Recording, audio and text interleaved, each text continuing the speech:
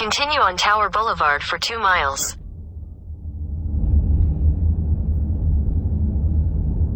All right. We are at our actual destination of the day, Bok Tower Gardens, where they have the famous singing tower. It's one of Florida's hidden gems. It's absolutely gorgeous, and I'm hoping we might have still made it for the tail end of azalea season. So let's see. I will meet you inside.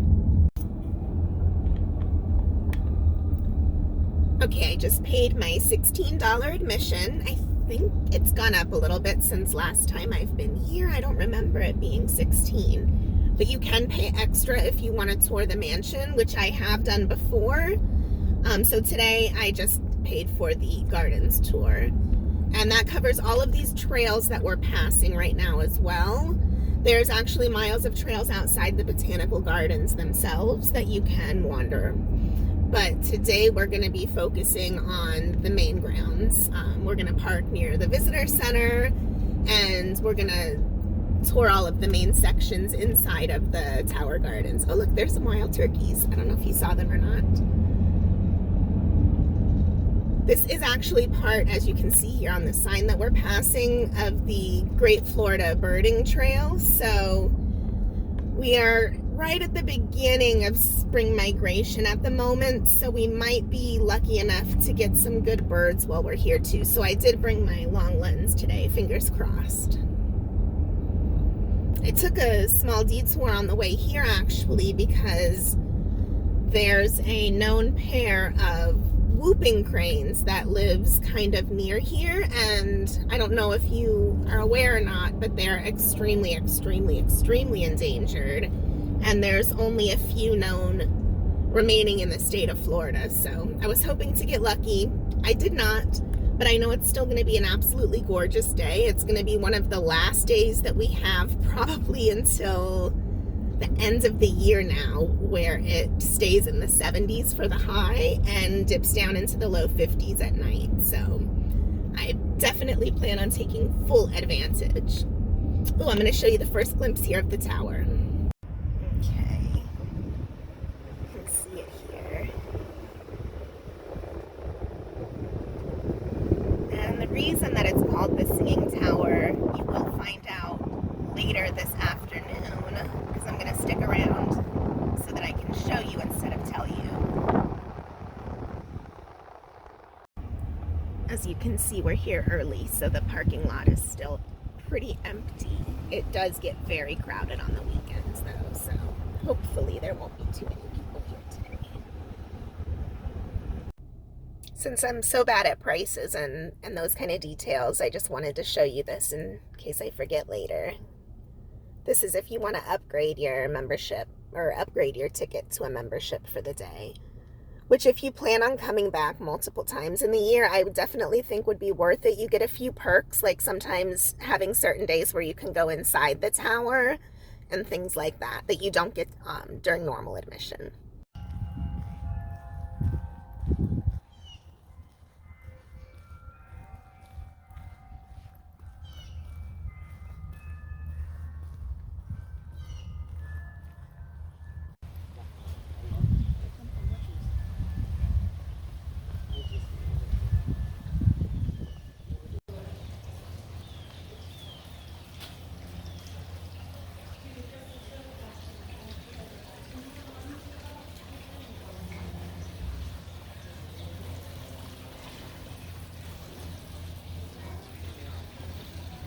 There's some restrooms down that way, and you can rent wheelchairs.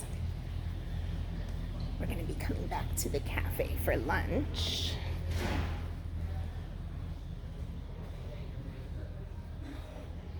There's a little museum visitor center there, but we're going to skip it for now.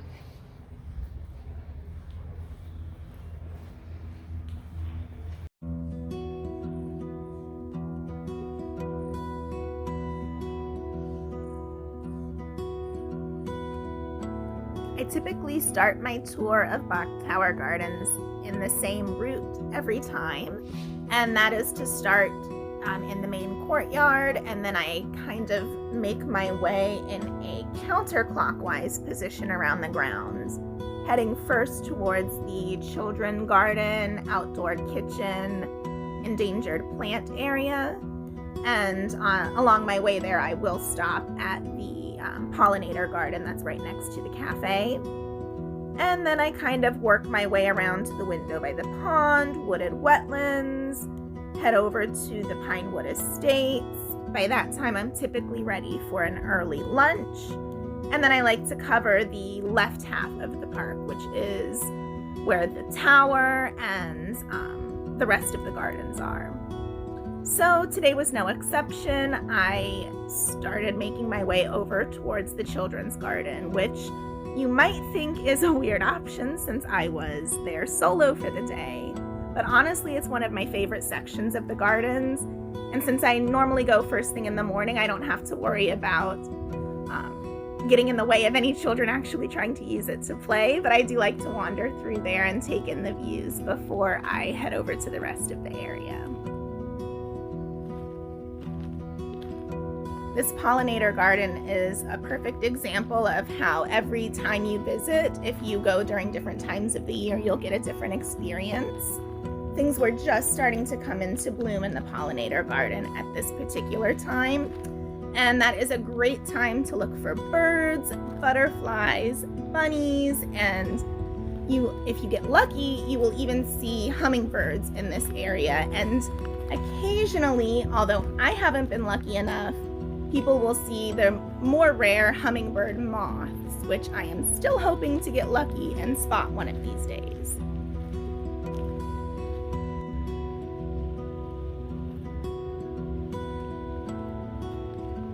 I always try to time my visits to get there within an hour of the park opening because, as you may have noticed by now, I tend to like my nature a little bit less people-y. And this is a very popular spot, especially on the weekends. So I find if I go first thing in the morning, nobody else has really shown up yet. And just a little tip, this restroom right here past the Pollinator Garden before you get to the children's garden is a great restroom to choose aside from the one that you pass right at the main entrance. It's always way less crowded. So if there's a line at the main one, go to that one.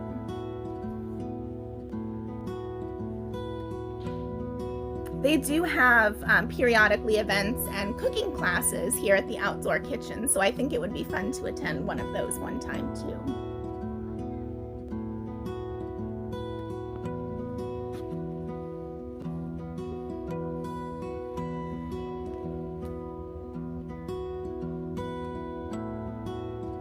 I have to say they have done such an excellent job with this children's section. It's relatively new.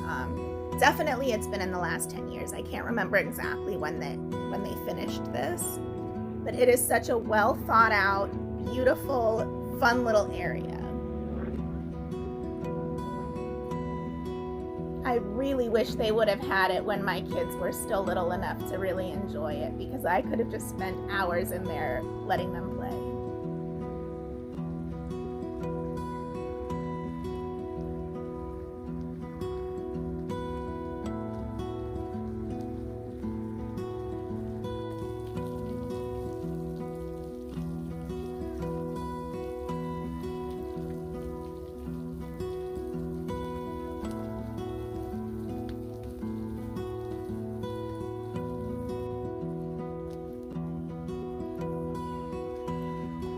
I think that this word garden is such an awesome idea. I had to resist the urge to stop and rearrange some words this time like I normally do, because I wanted to keep it moving so that I could show you the rest of the grounds.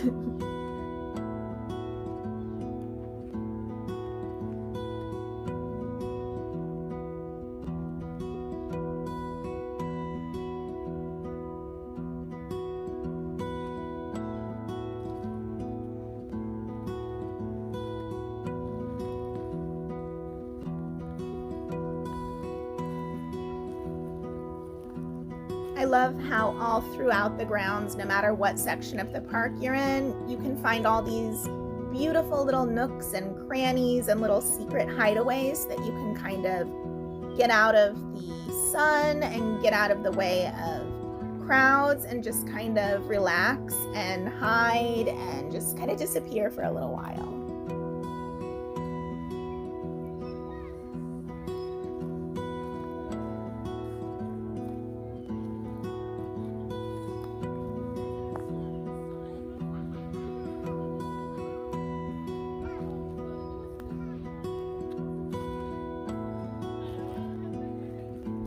I think you'll see by the end of this video that regardless of whether you're visiting solo, with a big group, as a family, with small children, children of all ages, it really is the perfect little day destination to kind of get away and experience this hidden gem in Florida that's really unique to the area, and honestly one of the best botanical gardens that I personally have visited anywhere so far.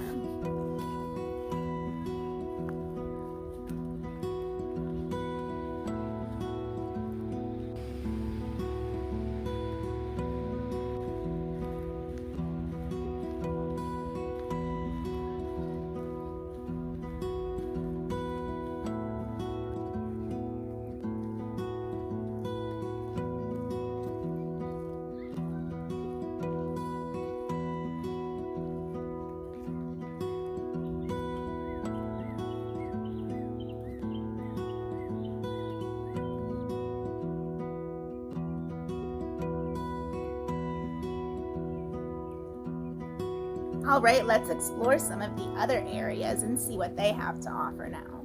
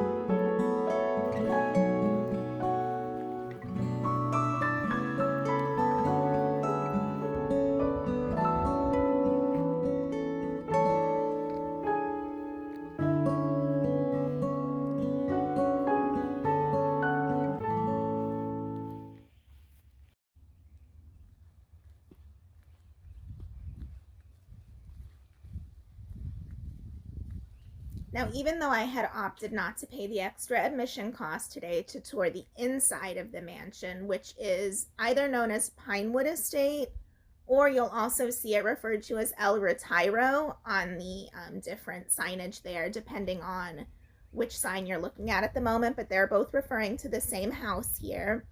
And you do have to pay extra admission if you want to tour the inside of the home. However, you are still able to tour the grounds around it and the outside of the home, which I like to stop and make it a point to do every single time I visit, whether or not I'm going to tour the inside.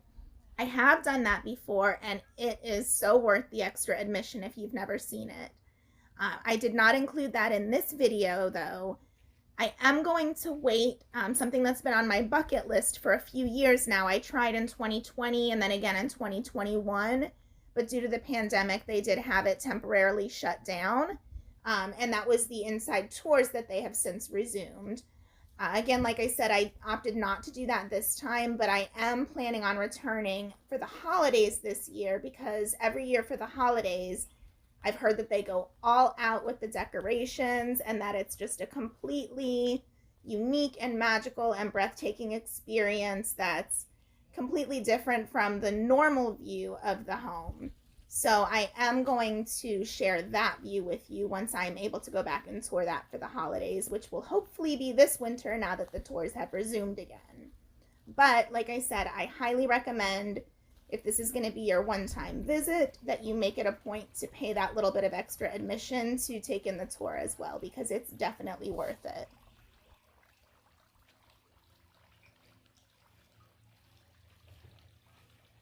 While you don't have to reserve a specific time to do the tour, they do only allow you to go through the house with a tour guide. So if you arrive and there is already a tour in progress, you just have to wait for the next one to start. But they do run them all throughout the day, and it's a relatively quick tour. So again, highly worth it. They will give you all of the history and fun little facts about the area. And this house was actually way ahead of its time in terms of technology and architecture. So it's definitely worth doing that so that you can get all of that additional information that they give you when you do the tour.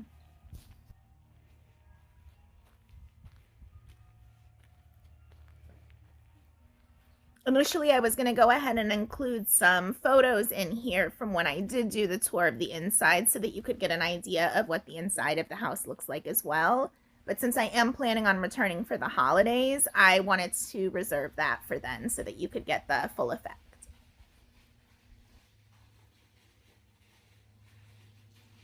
But as you can see by looking around the just the courtyard and the gardens and everything around the house, it's definitely worth the detour to this section regardless. Every time I visit here, I always picture myself living in this house and wondering how amazing it must have been to be able to wake up every morning with that view and just look out your window and be in these magical gardens every single day. I'm so jealous.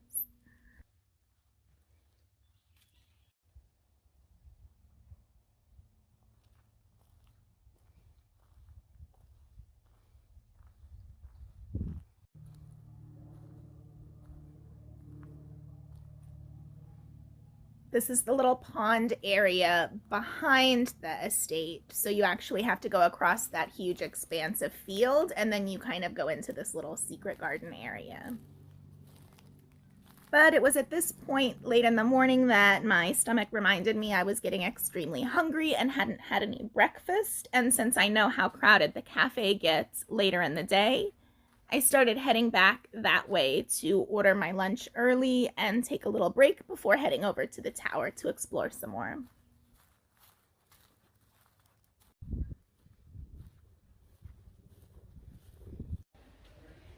One feature I really like that they do is they have a little stand up at the front near the cafe and gift shop that shows exactly what in the gardens is in bloom at that particular time that you're visiting. So you can kind of see no matter what time of year you're visiting and no matter what is in season at that moment, it still will identify the flowers that you're most likely to see so that when you do see them, you'll recognize what they are. And I really appreciate that. And I'm so unoriginal. As you'll see, I ordered the turkey and Munster sandwich that they have and one of their local brews, which is the exact combo I get every single time I visit. It's such a great sandwich, and their local brews are always on point. So as you can see, lunch was a hit. And since I stink at vlogging still sometimes, I forgot to include a shot of the menu and what the actual cafe itself looked like. So when I was done eating, I went back in so you could kind of get an idea for what to expect. And as you can see, I chose well in eating early because it was packed by the time I was done. And now with a full stomach, I was ready to start making my way over to the tower.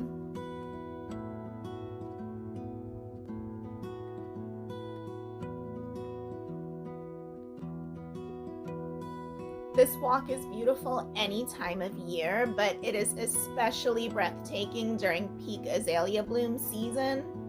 Unfortunately, this year I just missed the peak blooms. As you'll see in a minute, there were still some azaleas blooming, and they were gorgeous, and the walk was gorgeous. But I do want you guys to get the full effect of what it's like to experience the gardens during peak bloom season, because I do think that it's one of the best times to go for your first visit. It's just so magical to see this particular view here, just completely covered in pinks and lavenders and whites. So I'm gonna go ahead and insert a few clips here in a minute of last spring when I went slightly earlier in the month of March and the blooms were still everywhere, so that you can kind of get an idea of what that view is like during that time, from like mid-February to mid-March.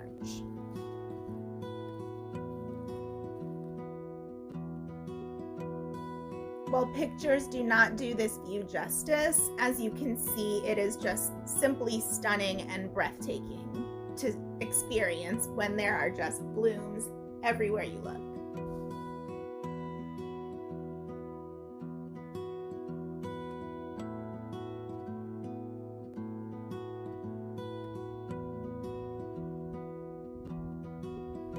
Another thing I love about this area of the grounds, aside from the breathtaking tower itself, is the interesting topography here, which was one of the reasons why they selected this site for Bok Tower initially.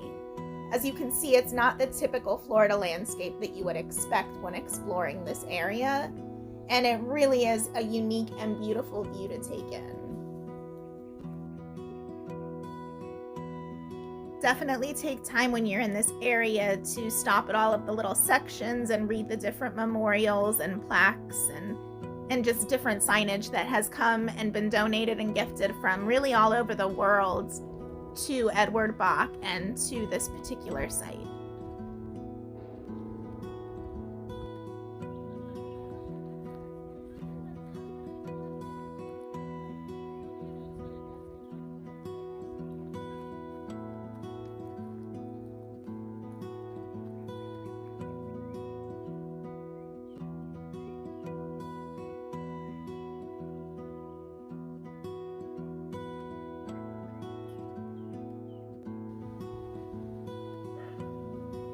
I love how there are so many different viewpoints of the tower and little peekaboo spots where you can get a glimpse of it through the different gorgeous scenic views of the different vegetation. And depending on what time of year you go and what season, you get a completely different experience. Here we're seeing a display screen that actually will transmit the performances live of the Carolyn. I know I'm mispronouncing that word. The person that plays the bells inside the singing tower. So if you are there for one of the shows, that is a cool spot to kind of hang out in, and you can see him in action. But as you can see, there is no shortage of beautiful views to take your pick of when you get to this point. I will note that if you come to this particular section where the tower is located first thing in the morning, you will have the place pretty much to yourself, which is also a magical experience. But I highly recommend that, especially if this is your first visit, you plan your visit to the tower area of the gardens sometime around the 1 o'clock or 3 o'clock shows, because you don't want to miss that performance. They do have the bells chime every hour on the hour, but it really is a special experience to be there for one of the 2 live shows that they do every day.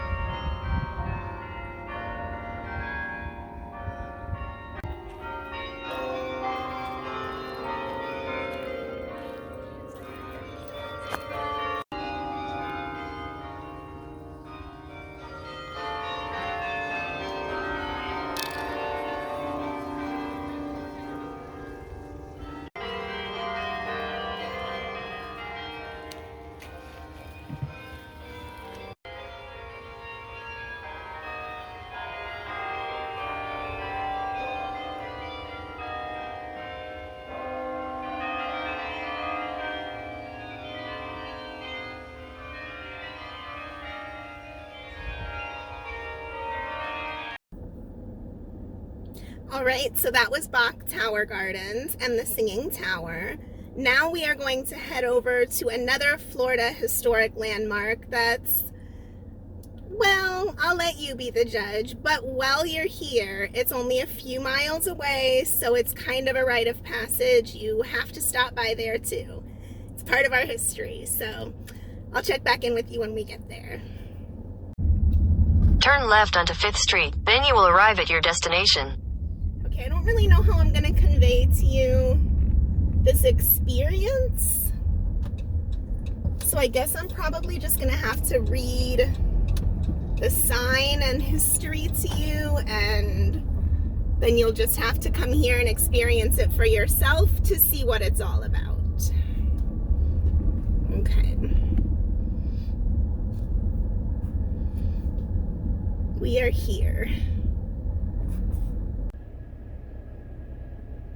It says, ages ago, an Indian town on Lake Wales Lake was plagued with raids by a huge gator. The town's great warrior chief and gator were killed in a final battle that created the huge swampy depression nearby. The chief was buried on its north side. Later, pioneer haulers coming from the old army trail atop the ridge above found their horses laboring here at the foot of the ridge and called it Spook Hill. Is it the gator seeking revenge or the chief protecting his land? Stop the car on the white line, place in neutral, and let it roll back. It's up a hill. You're supposed to stop on the white line, put the car in neutral, and then see what happens.